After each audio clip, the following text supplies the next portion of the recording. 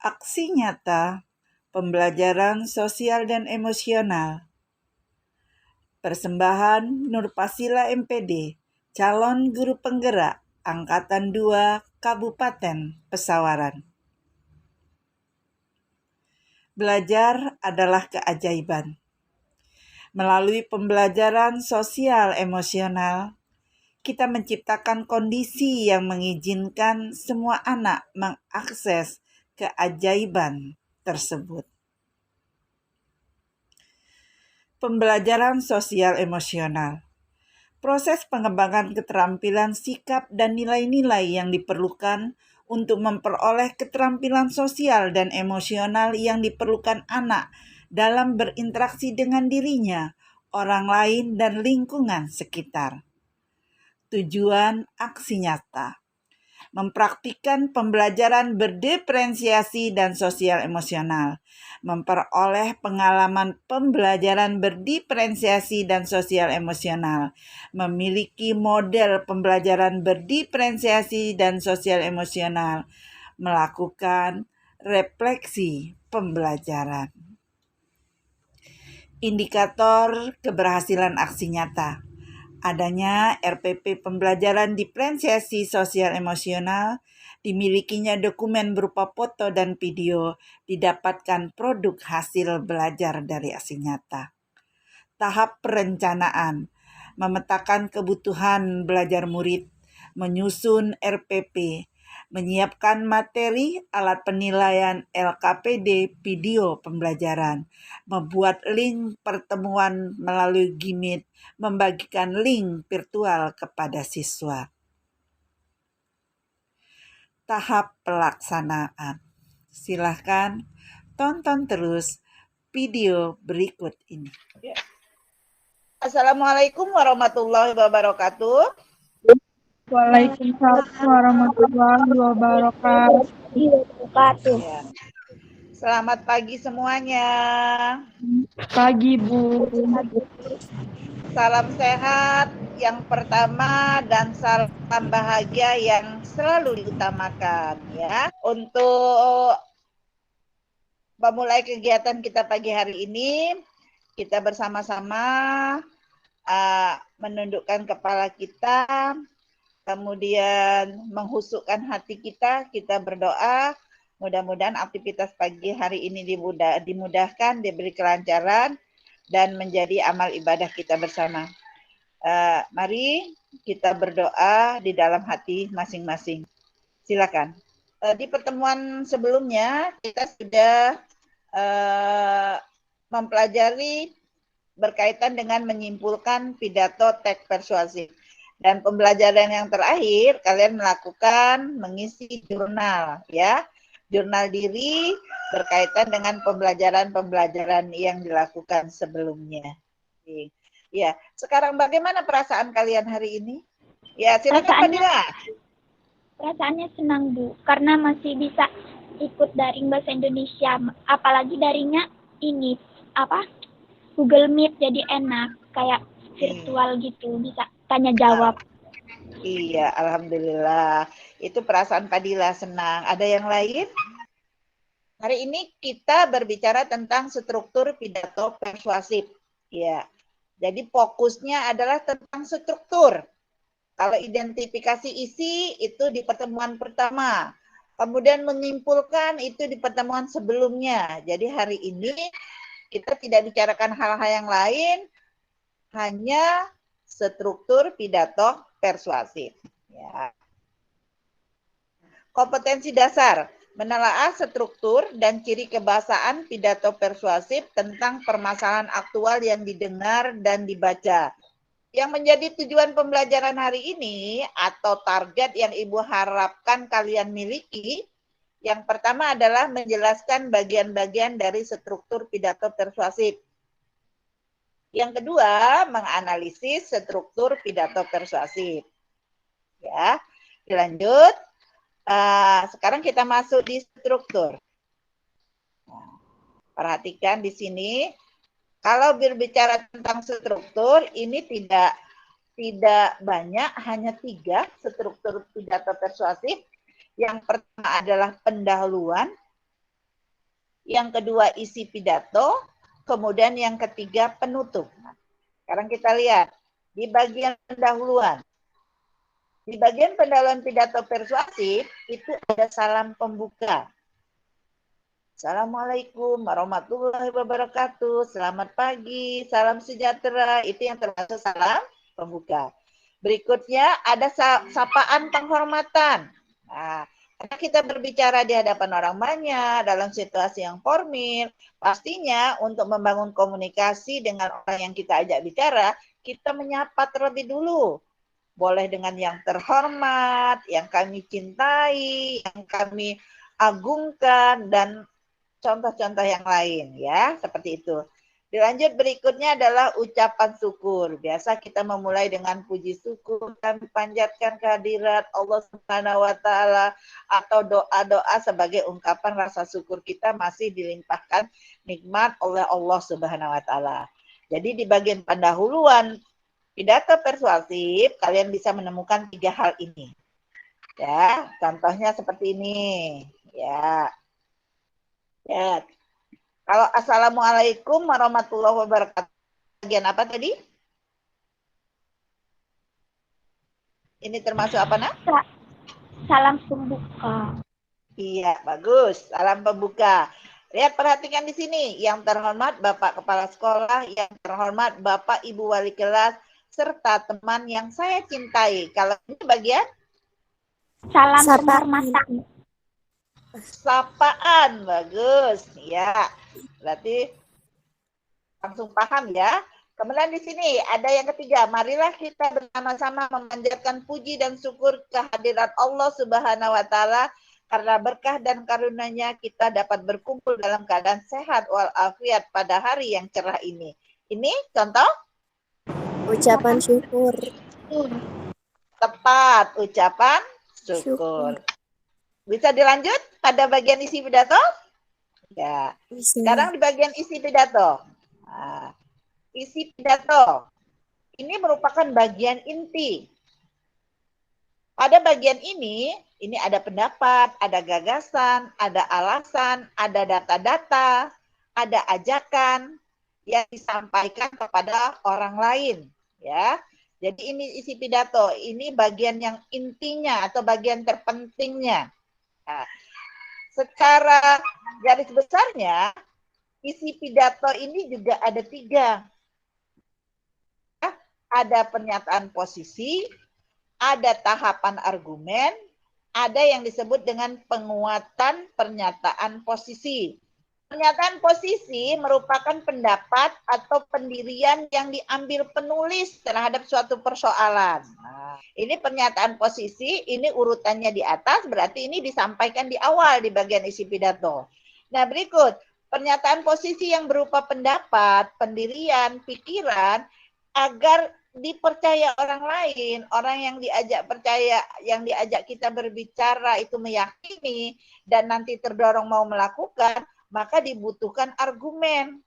Apa itu argumen? Argumen itu adalah pendapat yang ditunjang oleh alasan-alasan secara logika atau masuk akal. Bisa dibuktikan dengan contoh-contoh, bisa dibuktikan data-data berupa angka, atau alasan-alasan yang meyakinkan, sampai dengan tabel, gambar. Nah, itu untuk meyakinkan. Ini yang dimaksud dengan tahapan argumen. Jadi kalau kita punya pendapat, punya pikiran, kalau tidak didukung oleh alasan-alasan, fakta, contoh-contoh, bukti-bukti, maka akan sulit untuk meyakinkan orang lain. Apalagi mau membujuk orang lain melakukan apa yang kita inginkan. Ya. Jadi apa yang ada di pernyataan posisi, apa yang ada di tahapan argumen, diambil simpulannya, diletakkan kembali atau ditulis ulang menjadi penguatan pernyataan posisi. Seperti itu. Ya.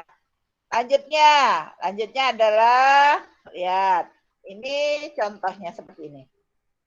Ini yang dimaksud dengan isi pidato. Teman-teman yang saya banggakan, lingkungan adalah tempat menggantungkan hidup bagi kita semua. Kita harus menjaga lingkungan baik-baik agar bumi menghasilkan keuntungan bagi kita. Dalam menjaga kebersihan lingkungan, kita harus mengetahui terlebih dulu apa arti kebersihan lingkungan. Arti kebersihan lingkungan yang sesungguhnya adalah ini juga pernyataan posisi atau pendapat. Nah, untuk materi, Nak, materi Ibu sudah memberikan pilihan pada kalian. Kalau kalian suka membaca di buku, materi juga boleh dibaca di buku, ya. Nah, Bu, saya sukanya kalau dijelaskan Ibu, ya alhamdulillah yang bergabung di pertemuan ini berarti bisa mendengarkan suara Ibu menjelaskan materi ini. Ibu lanjut lagi, yang masih berkaitan dengan isi pidato. Lihat di sini yang disebut dengan argumen. Ada pendapat, disertai dengan contoh, kemudian disertai dengan alasan. Lanjut sekarang di bagian penutup pidato, ya. Nah, kalau di penutup pidato, ini ada bagiannya, ada 1, 2, 3, 4. Di bagian penutup pidato, yang pertama yang bisa kamu temui adalah harapan. Kemudian permohonan maaf. Berikutnya adalah ucapan terima kasih. Dan terakhir ditutup dengan salam penutup. Contohnya seperti ini, bagian penutup. Tadi kan di bagian penutup ada 4 ya. Nah, sekarang di contoh ini, yang termasuk permintaan maaf, kalimat yang mana? Kurang lebih saya mohon maaf. Iya, kurang lebihnya saya mohon maaf. Tepat, itu yang permintaan maaf. Kalau salam penutupnya yang mana? Wassalamualaikum warahmatullahi wabarakatuh.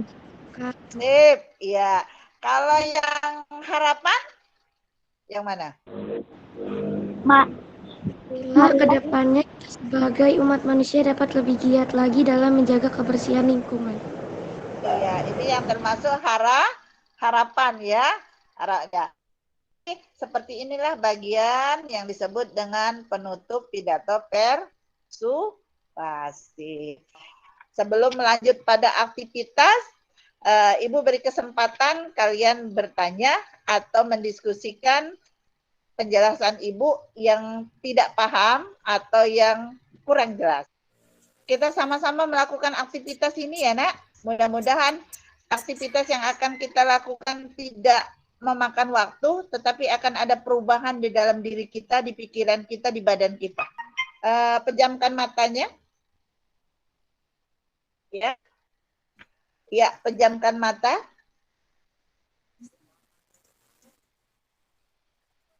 Tarik napas pelan-pelan. Hembuskan pelan-pelan. Rasakan perubahan yang ada di dirimu dari kepala, tangan, badan, rasa di kulitmu. Tarik napas dalam dan pelan-pelan. Hembuskan kembali pelan-pelan. Tetap pejamkan mata. Sekali lagi tarik nafas dalam-dalam.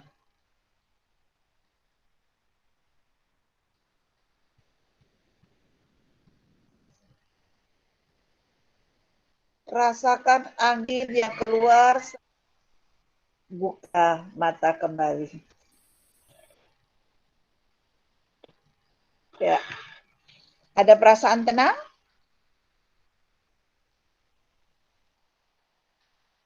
Ada yang rasa di badan? Ya. Lanjut ya. Nah, sekarang ini kita melanjutkan tentang aktivitas. Cermati aktivitas ini. Yang pertama adalah, adakah struktur pendahuluan pada teks pidato persuasif berikut ini? Ibu berikan kalian satu teks pidato. Setelah kalian membaca dan mencermati teks pidato tersebut, maka jawablah 5 pertanyaan ini. Setelah menjawab 5 pertanyaan, kalian, ini yang masuk kegiatan menganalisis. Bagian-bagian pidato itu masukkan dalam format ini. Bagian pendahuluannya yang mana? Bagian isi pidatonya yang mana? Kemudian bagian penutupnya bagian yang mana? Melihat gambar ini tidak, Nak? Ya, lihat gambar ini. Ini menurut kalian orang yang mengapa sih, Nak, seperti kondisi seperti ini? Kira-kira dengan melihat kondisi fisiknya seperti ini, mengapa mereka, Nak, penyebabnya? Kurang makanan sehat. Kalau kita melihat kondisi seperti ini, perasaan apa yang ada pada diri kita, Nak? Bahagia? Kasihan, Bu. Kasihan, Kasihan. sedih. Ada perasaan iba tidak? Ada. Iya. Iya. Ya. Apa yang akan kamu lakukan jika berada di posisi seperti mereka? Apa yang bisa kita lakukan untuk mereka ini? Kasih makanan. Donasi. Ya, mereka adalah orang-orang yang nyata di sekitar kita, bukan untuk dijauhi. Mereka membutuhkan pertolongan. Jadi jiwa-jiwa sosial kita ditantang di sini. Kita punya jiwa sosial atau tidak, ya? Seperti itu. Yang mampu Intan pelajari hari ini apa, Intan? Kemudian pertanyaan Ibu yang kedua. Bagaimana penjelasan yang disampaikan oleh Ibu? Bisa dipahami. Bisa dipahami ya. Adakah masalah yang kalian temui saat belajar di hari ini? Ada masalah tidak? Tidak. Tidak ya. Terakhir, bagaimana perasaanmu setelah berakhir pembelajaran hari ini? Senang, Bu, perasaannya. Bagaimana, Pak Dila? Senang. Ya, anak-anak, kita sampai di ujung pertemuan virtual di pagi hari ini. Ibu berharap apa yang Ibu sampaikan bisa dipahami, contoh-contoh yang Ibu berikan bisa dipelajari ulang. Ada 4 pilihan yang bisa kamu ambil. Melihat di buku boleh, baca di buku boleh, lihat buka PDF yang dikirim boleh, lewat MP4 boleh, buka YouTube juga boleh. Mana yang kamu suka caranya, silakan pilih ya. Kemudian selesai pembelajaran ini, ingat kalian ada tanggung jawab melanjutkan, yaitu melanjutkan aktivitas, tetapi aktivitasnya tidak secara daring ya, secara offline ya, dikerjakan secara offline. Nanti pengumpulan tugasnya Ibu tunggu Japri melalui WA Ibu hari ini. Bu, kalau hari ini saya tidak bisa melakukannya, Bu, karena saya ada kegiatan yang seperti itu, Ibu masih beri toleransi. Ya, terima kasih yang sudah berpartisipasi begitu aktif dan antusias di pertemuan ini. Ibu akhiri. Wassalamualaikum warahmatullahi wabarakatuh. Refleksi pembelajaran. Pembelajaran berdiferensiasi dan sosial emosional memerlukan perencanaan yang lebih matang. Berdiferensiasi dalam proses mengalami kendala dalam pembelajaran daring karena keterbatasan guru dalam memberikan bimbingan dan supporting.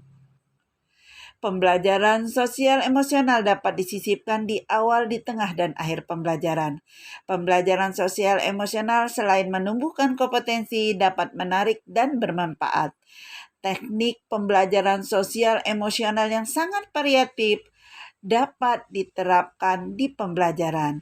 Pembelajaran akan menyenangkan dan guru mengajar pun semakin senang. Perencanaan matang dalam pelaksanaan pembelajaran secara sistematis dapat mengkondisikan pembelajaran menjadi lebih menarik, manusiawi, dan memerdekakan siswa dalam belajar.